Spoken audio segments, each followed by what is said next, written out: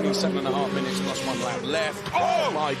Huge accident, a huge off. Ryan Feater had spun, PK is involved, there was another car that's airborne as well, and the race is being stopped straight away. Red flag shown, and Ryan Feater was the catalyst for all of that because he had spun, and then out of nowhere came, I fear, Peter Lee. Feater was wrong, he got it way out of line, he was too quick, ran off the road, through the gravel bed he goes, back onto the circuit. Joel Eriksson gets through, and then way up on the curb, Peter Lee into the back, a complete corkscrew. He crash lands. Pedro Piquet goes underneath.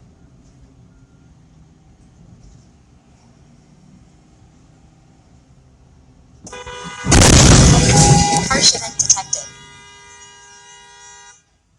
Holy shit! You fucking moron!